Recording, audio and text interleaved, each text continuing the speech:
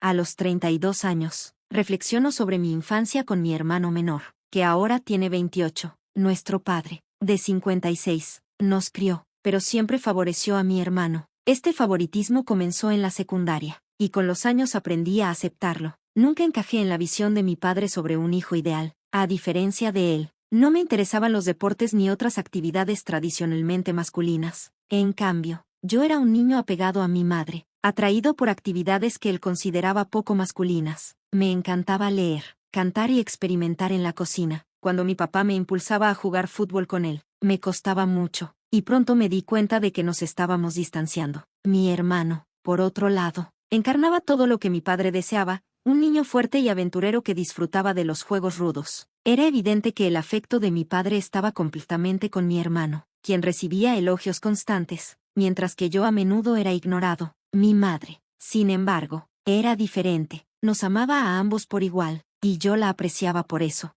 A pesar de mis intentos por acercarme a mi padre, parecía indiferente a reconectar después de que nos distanciamos. Luego, en 8º grado, ocurrió una tragedia. Mi madre, el pegamento que mantenía unida a nuestra familia disfuncional, falleció inesperadamente. Para cuando nos enteramos de su lucha contra el cáncer, ya era demasiado tarde. Su pérdida me destrozó, y caí en un profundo duelo. Mi único refugio se convirtió en la cocina, donde volcaba mi corazón en la comida, inspirándome en las excepcionales habilidades culinarias de mi madre. A menudo me había confesado que, de haber sido por ella, habría seguido una carrera como chef en lugar de hacerse cargo del negocio de su padre.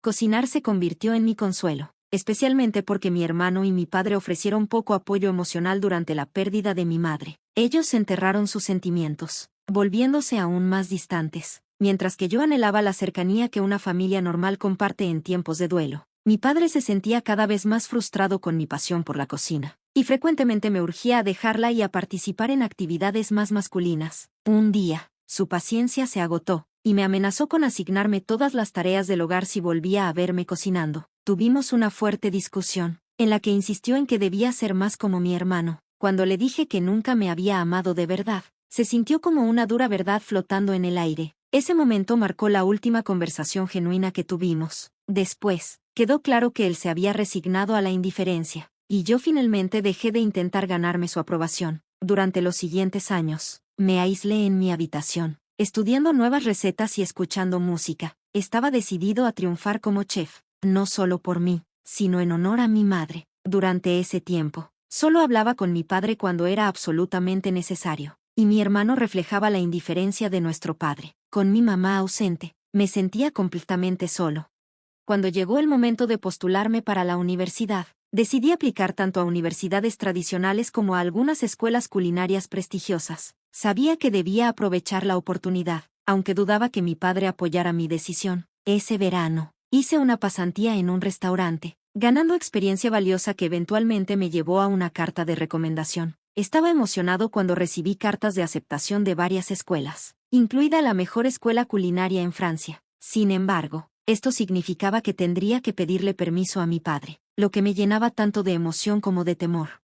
Me preparé para una posible negativa, pero no estaba preparado para el rechazo rotundo que enfrenté cuando me acerqué a él. A pesar de ser un hombre acomodado, mi padre declaró que no pagaría por mi educación. No era una cuestión financiera. Simplemente no quería que mis logros eclipsaran a mi hermano, que estaba teniendo dificultades académicas. Era una realidad cruel que me dejó en shock. No podía comprender cómo un padre podía destrozar los sueños de su hijo de manera tan despiadada. La discusión escaló rápidamente, llena de palabras hirientes, y finalmente me llevó a dejar mi hogar y mudarme con la hermana mayor de mi madre, mi tía. Lo único que me había impedido mudarme antes era la nostalgia por el hogar que había compartido con mi madre. Mi tía vivía lejos de mi escuela secundaria, lo que hacía que la perspectiva de cambiar de escuela no fuera atractiva. Le conté a mi tía sobre la negativa de mi padre a financiar mi matrícula. Aunque me sentía avergonzado al pedir una suma tan grande, ella me aseguró que todo estaría bien. Siempre estaré agradecido con ella por reunir el apoyo necesario para cubrir la matrícula de la escuela culinaria. Para aprovechar al máximo la oportunidad, trabajé a tiempo parcial mientras estudiaba. Una vez que llegué a Francia, puse todo mi corazón en mi trabajo, y finalmente me gradué como uno de los mejores chefs de mi clase. Unos meses después, conseguí un puesto en un restaurante de alta cocina en Francia, y poco a poco fui pagándole a mi tía la mitad de mi salario. Afortunadamente, Logré evitar los préstamos estudiantiles, que podrían haber sido una carga que no habría podido manejar. Después de varios años en Francia, ahorré suficiente dinero para regresar a casa y perseguir mi sueño de abrir mi propio restaurante. De vuelta en mi ciudad natal, me convertí en el chef principal de otro restaurante mientras seguía trabajando para lograr mi objetivo final. Finalmente, hace unas semanas, logré ese sueño cuando abrí el restaurante que había imaginado durante tanto tiempo, en sociedad con 2 amigos de mi tiempo en Francia, quienes se convirtieron en mis socios. Cuando me dieron la oportunidad de elegir el nombre del restaurante, sentí una oleada de emoción. Fue una afortunada coincidencia que ellos también fueran de mi estado natal, lo que hizo aún más especial comenzar este viaje en mi ciudad preferida. Decidí nombrar el restaurante en honor a mi madre, un nombre que era tanto hermoso como único en nuestra ciudad. Por fin, todo estaba encajando en su lugar. Hace unos días, celebramos una modesta inauguración para un grupo selecto de invitados. Invité a mi tía y a algunos de sus amigos que habían ayudado con mi matrícula. Naturalmente, incluí a algunos compañeros de la escuela, pero eso fue todo por razones obvias. Mi hermano y mi padre no fueron invitados. No había hablado con ellos desde que dejé mi hogar, y ellos tampoco se habían acercado. Parecía mejor así, pero sabía que eventualmente aparecerían para aprovecharse de mi éxito, y eso fue exactamente lo que sucedió. Como compartíamos el mismo apellido, los guardias no los detuvieron cuando llegaron una hora antes de que comenzara el evento. Su afirmación de que estaban allí para sorprenderme resultó ser parcialmente cierta. Me sorprendió genuinamente cuando los vi. Me saludaron con calidez, como si nuestras antiguas diferencias nunca hubieran existido. Por primera vez, mi hermano y mi padre parecían genuinamente felices de verme. Cuando entraron al restaurante, me quedé congelado. Mis amigos, al percibir mi incomodidad, sabiamente les dieron espacio a mi familia. Aprecié su instinto de retirarse, ya que el shock inicial aún me sacudía. Justo cuando pensé que había procesado su inesperada presencia, me sorprendieron con un regalo. Mi padre anunció que había encargado un retrato de mi madre para colgarlo en el restaurante. Afirmó que, en cuanto se enteró de que un nuevo restaurante llevaba su nombre, supo que era mi proyecto. Insistió en que siempre había creído en mi potencial. Mi hermano intervino, llenándome de cumplidos y expresando orgullo por mis logros. Estaba asombrado por sus palabras, esperando que cayera el otro zapato, porque todo parecía demasiado bueno para ser verdad. Sin duda, debía haber una agenda oculta detrás de esta repentina calidez. Finalmente, llegaron al punto. Mi hermano había encontrado un trabajo como bartender, gracias a que mi papá persuadió a un amigo para que le ofreciera un puesto en su club. Durante la preparatoria y la universidad, las calificaciones de mi hermano habían caído en picada, y no consiguió las oportunidades laborales lucrativas que mi padre había imaginado para él. Su falta de esfuerzo en el fútbol de la escuela secundaria le costó una beca deportiva, lo que lo obligó a asistir a un colegio comunitario. Ahora, a pesar de no haber hecho nada para merecerlo, querían que considerara hacerlo socio del restaurante para que pudiera tener un título más prestigioso. Contuve la risa ante su audacia y les dije que lo pensaría. Por supuesto, no tenía intención de hacerlo. Simplemente quería retrasar mi rechazo. Quería que se quedaran para la celebración, ya que tenía un plan en marcha que resaltaría su oportunismo. Estaban sonrientes, claramente complacidos por haber reingresado a mi vida justo cuando estaba logrando mis sueños, sin tener idea de lo que estaba a punto de suceder. A medida que avanzaba la noche, los invitados comenzaron a llegar, y en menos de una hora, todos los que había invitado estaban presentes. Mi hermano y mi padre se mezclaban con la multitud, mientras yo hacía lo mismo. Para mi consternación, los escuché alardear sobre mí ante los demás. Su audacia me dejó sin palabras. Era el momento para que mi socio y yo, los anfitriones, hiciéramos un brindis. Quería guardar lo mejor para el final, así que permití que mis amigos hablaran primero. Cuando finalmente llegó mi turno, estaba listo para decir todo lo que había guardado dentro. Comencé levantando mi copa en honor a mi madre, la fuerza impulsora detrás de todos mis logros, y agradecí a cada uno de los presentes por estar allí. Creía genuinamente que la confianza que llevaba en mi vida adulta provenía de la fe inquebrantable que mi madre tuvo en mí cuando era niño, una creencia que perduró incluso después de su fallecimiento.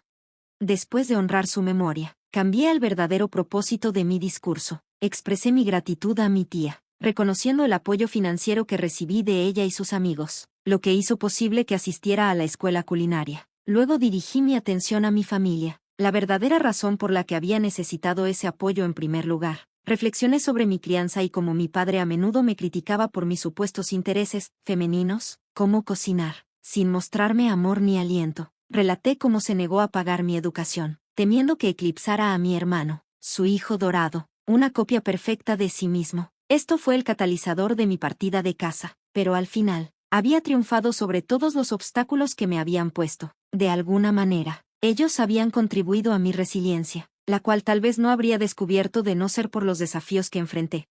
Mientras hablaba, noté que varios invitados lanzaban miradas desaprobadoras a mi hermano y mi padre, quienes al menos tuvieron la decencia de parecer avergonzados, aunque sabía que probablemente su vergüenza era fingida. Después de terminar mi discurso, me acerqué para abrazar a mi hermano y a mi padre, imitando su actitud anterior. Este juego se juega de a dos, les dije, fingiendo perdonarlos por el pasado, ya que habían venido a celebrar mi éxito. Incluso le extendí una oferta a mi hermano, proponiéndole que asumiera el papel de bartender en mi restaurante. Para los demás, parecía una reconciliación genuina, y al concluir mi discurso, estallaron los aplausos, acompañados de algunos silbidos del público, pero en el fondo, sabía que esto era solo una actuación, una que ejecuté con precisión, diseñada para resaltar sus fallas mientras mostraba mis logros. Querían irse furiosos, pero en su lugar, se vieron obligados a fingir estar agradecidos, sonriendo entre su furia. Más tarde, después de que la multitud se dispersó y era hora de irnos, mi hermano y mi padre me confrontaron afuera del restaurante. Estaban visiblemente enfurecidos, y pude ver lágrimas de frustración en los ojos de mi hermano. Exigieron saber por qué no había simplemente rechazado su solicitud de sociedad si no tenía intención de concederla. Me reí, diciéndoles que esta era mi manera de compensar todos los años de agravios que me habían causado. Era precisamente el ajuste de cuentas que se merecían. Incluso mientras escuchaba a mi hermano sollozar y declarar que esto era lo más cruel que podría haber hecho, no estuve de acuerdo con mi tía, quien sugirió que me había pasado de la raya y que debería haberlos echado de inmediato.